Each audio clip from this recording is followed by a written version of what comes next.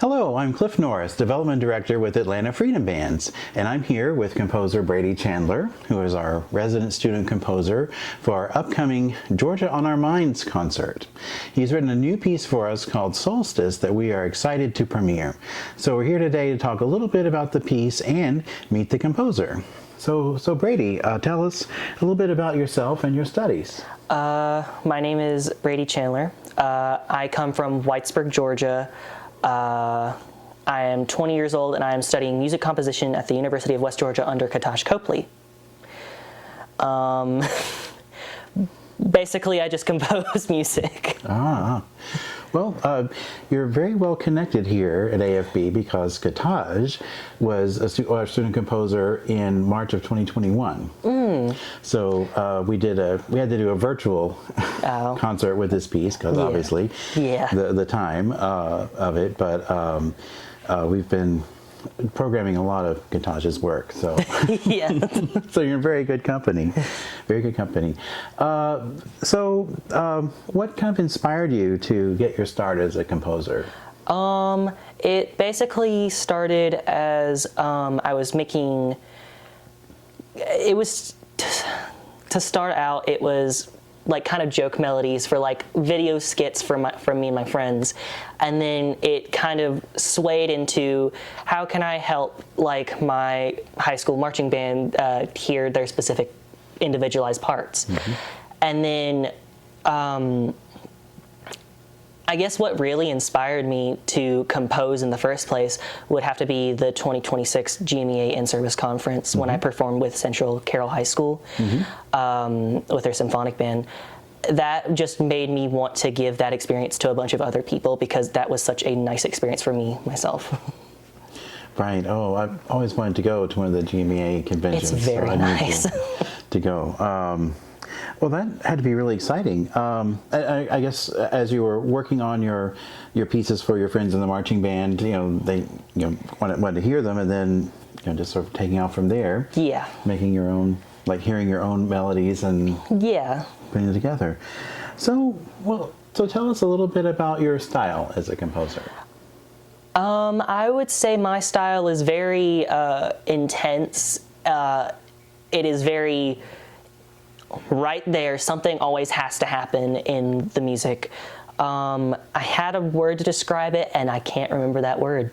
So I would just say it's just intense, honestly. Well, I can see that. From our work on Solstice, I like the different, I guess, moods that it goes through in the piece. Which kind of fits the topic because the summer solstice is very different from the winter one. So, so that's really nice. Well, since we're talking about that, so tell us a little bit about Solstice and how that idea came about. So I originally started writing Solstice in about 2022, 2023. It originally was just like a side thing that I was doing because I wanted to like have a feel sort of reminiscent of like Super Mario Galaxy. It's one of my favorite games of all time. And I kind of just forgot about it, that it even existed. And then I was going through old files last year and I pulled it up and there it was. And I was like, I could probably finish that, and here we are. And here we are. Yeah. Oh, wow. Well, now that you mention it, I can see sort of the video game influence in the music, like in the moods that you're setting throughout the piece. And it piques my interest because, my degree is actually in physics, so astronomy is kind of a hobby of mine. So when we play a piece that involves space in some way, it's like immediately I'm interested. Yeah. And that, I think when we were setting this up, I mentioned, well, we're not going to make the solstice, but it will premiere on the equinox, the vernal equinox. So so we're getting pretty close. Yeah. So in the piece itself, like, kind of walk us through like the different parts of it. The beginning of the piece is kind of just like introduction that you're in space. It's kind of just like very open and vast. and you don't know what to expect, and because all of a sudden you'll just get like this loud explosion, and then you just start seeing stars and everything. That's the way I interpret the beginning of it. Then around the middle of it, I believe it starts to get more of just like there's just like, I don't know, asteroids and everything. It's getting a little crazy, and then it all of a sudden just there's nothing, and then it's just very, very intimate. It's just very like a small amount of people, where it basically reminds me of just like how there's so much stuff in space, but it's so just empty as well. And then as soon as you get towards the end, it's more of just like we're back into the solar system. That's the way I think I interpret it myself. Yeah. I can see that, and that.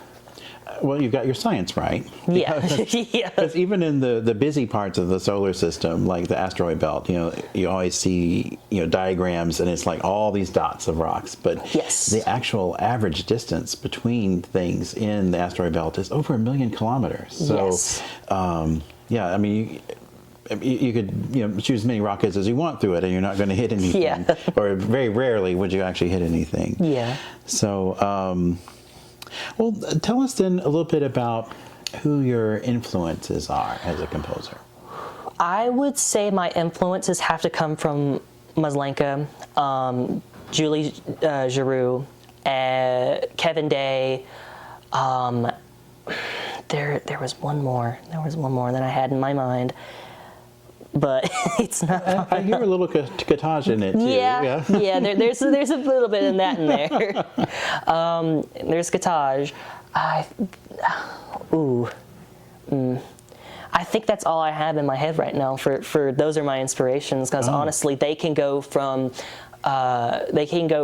really very like subtle and quiet to in 5 seconds just intense. Just an intense part of the piece. It's just so fun to always have to see what they're going to do in those pieces. Right. And you've got some wonderful influences there. We've played pieces by all of them over the years, and really enjoyed them. So the premiere is coming up, which is very exciting. Yes. The first audience to hear this is coming up. So what are your feelings like, kind of on the verge of this premiere? I am honestly very excited, because this is a very big step for my career, and it's like there's been so much effort put into it from both me and the musicians themselves. I'm just excited to see how this is going to turn out, honestly. Well, we are excited about the piece, and we've got this wonderful.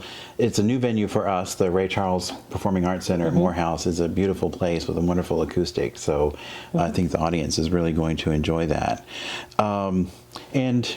I guess working with Atlanta Freedom Bands, as we're taping this interview, we're preparing for a rehearsal where Brady is going to give us a lot of pointers and advice on how to make his piece even better. But how do you feel about working with Atlanta Freedom Bands on this project? Everything has just been very nice. I've genuinely enjoyed it so far, and I can't wait to see what comes next. Very nice. Very nice. Well, we've certainly enjoyed taking the time to meet you, and really, you're going to love this piece. So definitely come for all the pieces, but especially for this one, because it's a premiere. So that means it's very special for you as an audience member, getting to be the first ones to hear this. So the details about the concert: it's called Georgia on Our Minds. It takes place Saturday, March the 21st, 7 p.m. at the Ray Charles Performing Arts Center at Morehouse College. Tickets are available on the Atlanta Freedom Band's website. That's atlantafreedombands.com, bands with an S, and we hope to see you there.